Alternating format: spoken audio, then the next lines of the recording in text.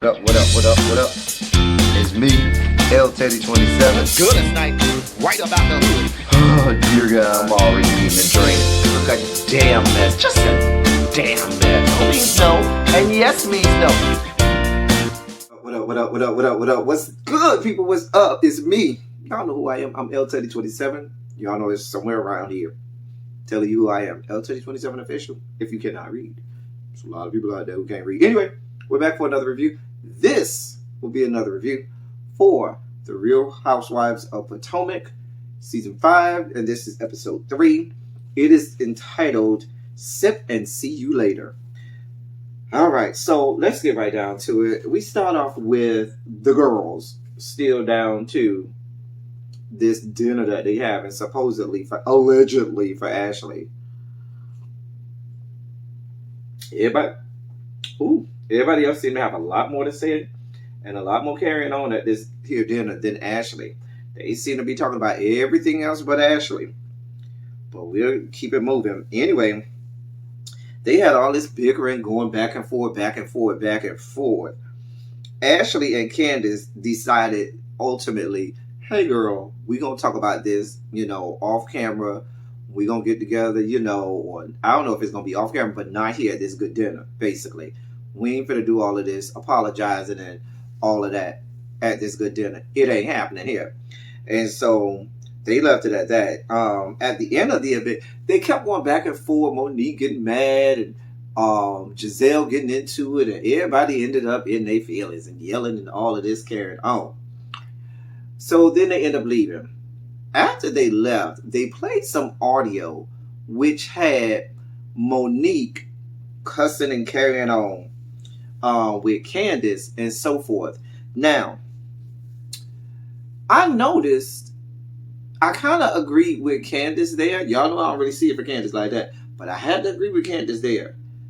The Monique we heard on the audio was way different from the Monique we be hearing on camera. Baby, she got a little bit more hood, a lot bit more hood, I should say. And she was cussing and carrying on when she thought the cameras weren't rolling, didn't know that the audio was still rolling. A mess, a damn mess. You seem to be a little fugazi, Monique. I'm sorry now. I don't have the history of seasons 1, 2, 3, and 4. I can only go by what I've seen these 3 episodes. And that audio made you seem now, there's a lot that can be done in the magical power of editing. But, girl, you seem real fugazi. Real fugazi. Anyway, moving on. But she seemed to have some real smoke for Candace. Child. Candace in her confessional called Monique Two-Faced. I was kind of here for it. I was here for it. Anyway, then we see Ashley and her husband. They out shopping. She tells him that she's going to have this little sip and see so everybody can, come have drinks, eat a little bit, and see her son for the first time. So she's talking about, inviting Candace over so maybe they could have a little sit-down chit-chat finally about the issue that they're having and some apologies can be given. Michael had some reservations. He was like, that demon spawn is coming into my house? Child, girl, child. Y'all, he was like, girl, child, let me know how that works out, honey. Anyway, we then talk about them having sex, trying or attempting to have sex. Now, last we heard about Ashley's reproductive organs and all of that going on downstairs. This whore has a rip going from the cooch to the toot. Okay, cooch to toot, cooch to toot. There's a rip going from the cooch to the toot. Okay. Now, I would imagine this Grand Canyon sized, cavern that she has in the middle of her body would be enough reason as to avoid having sex, but y'all still over here trying to stick things in places when you still talk about you need to have surgery and Botox and stuff on your booty hole. Girl, make it make sense. Why are you still trying to work out and have shit going back there? Why are you trying to have him shove shit down there if the factory is fucked up down there? The factory down there is all fucked up. You need to work that out from cooch to toot. Cooch to toot. Okay? Girl. Anyway. I had to take a sip of this red wine off there, honey. That's a mess. Just a damn mess. I mean, I can only imagine there are some serious complications going on down there. Serious complications. Then we see Gizelle and Robin. They meet up at Gizelle's house. Now, Gizelle says that that Jamal is coming to town to help her celebrate her birthday. Now, y'all correct me if I'm wrong. It sounded like she said her birthday was a few days ago. Last time I checked, now this is just me, L Teddy 27. The way I roll, when my birthday roll around, the motherfucker I'm with is gonna be with me. Ain't no, oh, I'll catch you a week later, a couple of days later. No, boo boo. I'm real sensitive about my birthday. I don't care what you got going on. Those plans need to be curtailed, put to the side, postponed, whatever you need to do. Boo boo, boo boo, boo boo. When my birthday comes, your stinking ass need to be the fuck in my presence. Your stinking ass gonna be with me, not coming to see me a day, a week, however long later. But that's just me. So you just okay with him not being there on your birthday? Child, girl. Whatever. Then they discussed the fact that Gizelle's daughters really don't see it for her and Jamal and their daddy, Jamal, getting back together. But child, I don't blame them. I mean, they don't see it for y'all because this is not a real relationship. Any sighted person, any person with hearing can see and hear. This ain't no real relationship. Girl, you putting on for these good cameras. Nobody believes you. Nobody believes you. Anyway, moving on. We meet, we then go to Wendy's house and we meet her and her family. Now, she and her husband are both Nigerian. They from the same tribe as some Igbo tribe or something like that. Anyway, she has 2 sons and a daughter. Her mom is coming over there to teach her children how to speak the native language. Now, I'm going to have to go in a little bit. I ain't going to drag you real hard, Wendy, but let me take a swig before I say something I shouldn't say.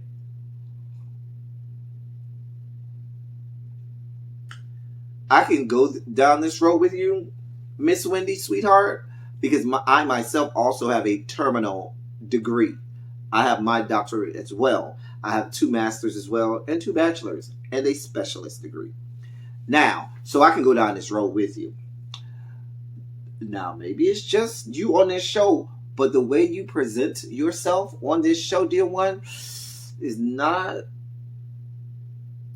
give me the intellect of someone with a terminal degree. I'm not negating that you have one, but it seems, it's a whole lot of people with terminal degrees that don't pay for it. You know what I'm saying? They pay somebody to. I've written many doctoral dissertations for people.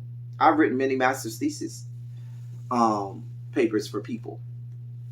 So, child, you kind of don't impress me as an intellectual. But I'm just saying, how I gathered that was, why? First of all, and maybe this is just me, maybe because I know this, but when we talk about, you got these 2 little boys that you want to learn your native language. Now, linguistics says, let me give you a quick lesson in linguistics. Let me veer off for a second. Linguistics says, if you have parents in the home who speak multiple languages, what you want to do is you want the parents to speak both of those languages, fluently, effortlessly, while that child is, from the time they're born until, they're about 4, 5, or 6 years old.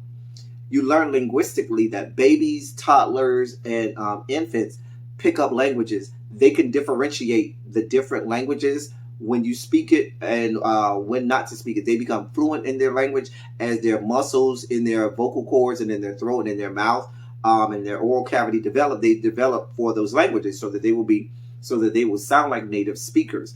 Cognitively, they can differentiate between all of the languages effortlessly. That's just something that the human brain can do at that stage in life. You don't decide that you're going to start to try to teach a child multiple languages once they start school, because her kids look like school age. That's not the time to do that. The time to have done that was early on. See, you should have been speaking in your native language, and then your husband should have been maybe speaking in English. So that way they learn both. But let me not give you child rearing abilities. Somebody need to, because you got some little disrespectful ass little boys right there. Now, I don't know what you and your, the pappy is doing over there. And I don't know what y'all little, family, atmosphere is like over there in Nigeria. But it needs yet to be United States. These little badass little boys need their ass whooped a good time. But y'all, let me keep it moving. Anyway, I mean, she seemed a little too educated for her kids to be, shut up, L. Teddy, shut up. I haven't been impressed by her yet. And I've seen her on CNN and stuff like that. And even when I see her on CNN, she's never really impressed me intellectually. But y'all, I'm going to keep that as an inside thought. Oops, it slipped out. Anyway, we then see Karen goes over to Monique's house. Simultaneously, we also see Candace out shopping with her husband. And both pairs are discussing the issues surrounding Monique and Candace. And the fact that Monique and Candace, apparently don't see it from each other. And that all, we saw that all unveiled unsheathed at the dinner that they had for Ashley.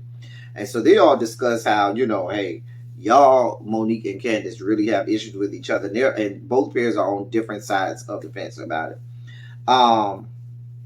Both Candace think Monique wrong and Monique think Candace is wrong. That ain't going nowhere. We then see Gizelle, Jamal, and their girls on the boat. I really didn't care about this part. It was just pointless. They could have left this whole thing out. I mean, we saw Jamal tell his daughters that he had them, got them, in line to be co-owners of a restaurant in Atlanta. But why are you in a whole nother state from your wife? Well, not your wife, but your kids and the woman that you say you want to be back with. Either you're going to move them to Atlanta or you're going to move out there to the DMV area with them. Make it make sense. I don't understand it. But that whole scene was pointless. I didn't even understand it. Moving on. Now, we get down to the sip and see that Ashley had.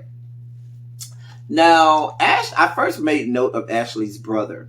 He was there. He was kind of cute in a little nerdy kind of way. He was kind of cute in a nerdy way. I'm not saying that we could date, but we definitely could wrestle in the bedroom, if you get my drift. Anyway, Karen then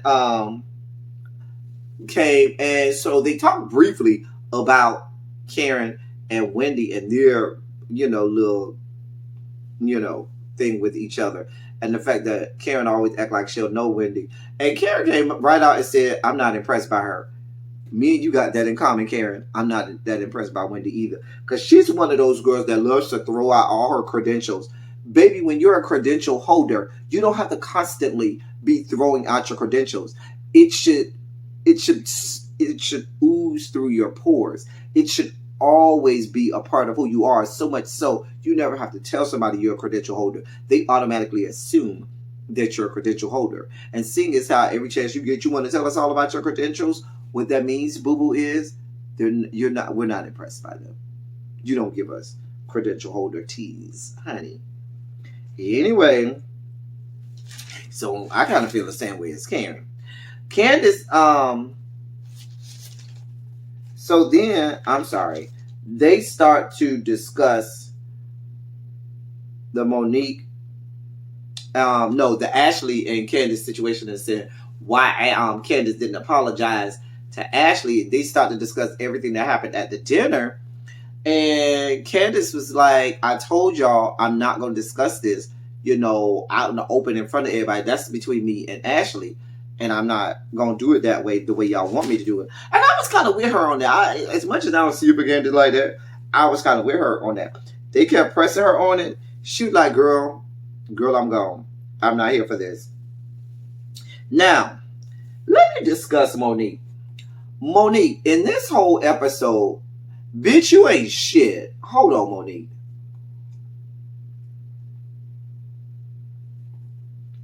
Now, you're not really concerned about Candace apologizing to Monique. You were beating around the bush. You really concerned about Candace, you and Ashley. And Sharice, I should say, not Ashley. Monique, you really concerned about Candace and Sharice. This ain't got nothing to do with Ashley. See, you with that fuck shit, Monique. Now, Monique, I was seeing it for you. But, girl, I got to call you out. I got to call a spade a spade. Real girls do real things. And a real girl would say what she mean and mean what she say. Don't try to introduce this whole Ashley situation to try and cover up for the fact that you really are mad with Karen about your own issue. Candace about your own issue. If you upset with Candace about your own issue, bitch, you need to tell her, bitch, I don't like the fact that you all of a sudden friends with Sharice. And you know I don't see it for her. But you beating around the bush because you a bitch ass motherfucker. I told you was on some fugazi shit early, okay? This is some bitch ass shit, Monique. And see, this is why you're going to keep getting disrespected. Because you is pussyfooting around and not addressing the issue. If you got a problem with Candy about Sharice, you confront her. You say, hey, bitch, I got a problem with you because you was my friend and you over here inviting this whore to your event. Don't have other people like Gizelle. See, Gizelle shouldn't have even been in this. If you got a problem with her, you should have came right to her. Hey, bitch, I was told such and such. I need clarity because you know I don't fuck with Sharice like that, and I hate that you had me come to this event and that bitch was there. See how that goes? But you over here sitting back like you, don't talk about that. I don't want to talk about it. But bitch, you sitting over there stewing and you sitting over there, letting it, fester in your mind and in your heart, knowing you don't want nothing to do with this conversation about Candace and Ashley. It's all about you and Sharice. And you pussy putting around. So I don't blame Candace. I would disrespect you as long as you allowed me to. And you keep allowing her to disrespect you because you won't address the issue. Bitch, grow a pair and address the issue. But that's what ain't shit ass motherfuckers do. They pussy put around and they never get to the real shit. And then you want to get mad because you keep getting disrespected. Because you keep allowing it. Because you never want to tell me what is disrespectful to you. See, Monique, I'm not with you, girl. I'm not with you. So I don't blame Candace. I keep disrespecting you too. I ain't shit ass motherfucker continues to get disrespected. And you ain't shit ass motherfucker. I'm just going to keep it moving. Anyway, Candace leaves because Candace like, listen, I'm not doing this here. And I'm just going to go ahead and exit stage left. And that's what she did. Ashley follows her outside. Ashley goes outside and her and Candace have a conversation. And so she was like, I hope you okay, this, that, and the third. Now, Candace, bitch, you ain't shit either, okay? Here it is. You outside. You done got away from all of this, tomfoolery that's going on inside. And so Ashley told you, okay, we out here by ourselves. Ain't none of the other girls here. Don't you think this is a good time for us to discuss our issues and maybe get that out on the table? Oh, no. This is not the time. No, bitch. Now is the time. Which leads me to believe there's never going to be a time. Ashley, if you waiting for an apology from Candace, it's never going to happen. If you waiting for that whore to ever address the issues that y'all have, it's never going to happen. She has no intention on addressing y'all issues, okay? Because if she did, that was the perfect time. You ain't have none of the other girls around. It could have just been y'all two discussing y'all issues. Candace clearly was amiable to the situation because she came out there to check on you to see if you was okay. So that was the perfect time for you to address it because you knew, not Candace, Ashley, because you knew Ashley was open to discussing it and would have been open to an apology or at least discussing the issues that y'all have in a manner to which it wouldn't have, ended in a fight or in too much, back and forth. But you didn't want to do that because you have no intentions on apologizing. Because you an ain't shit ass motherfucker, Candace. Just like Monique is an ain't shit ass motherfucker. All these hoes ain't shit. But I'm just, calling it like I sees it, honey. Anyway, then you see Candace with this fake ass crying all about Monique. Girl, nobody believes you. You're not crying for real. Let it go, honey. Anyway, Sharice comes and then Gizelle tries to bring up this situation between Sharice and Monique. And what happens?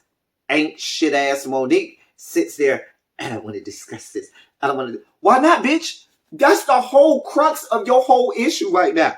Excuse me, right now. Everything you have going on is because of your issue with Sharice. And now that Sharice is here, oh, now you can't discuss it. Oh, I got to go do my podcast. Girl, fall all the way the fuck back, Monique. Real girls do real things. If you was that girl and you was about that life and you had that much smoke for her, when she sat her monkey ass the fuck down, you would have said, hey, bitch, I got something to say, whore. Hey, whore, why the fuck you put my information out there? See, you supposed to let go and let God on that hoe. But nah, bitch, you an ain't shit ass motherfucker that want to beat around the bush and pussyfoot around and backpedal and pussy pop and all of this and shit. Bitch, you ain't shit, Monique. At least not in this episode, so And so you deserve whatever you get at this point. She leaves, talk about, I gotta go. I have a podcast to go make. Girl, fuck you and your podcast, Monique. Bitch, you ain't shit. Anyway, moving on. It kind of ends from there. Nothing kind of gets resolved.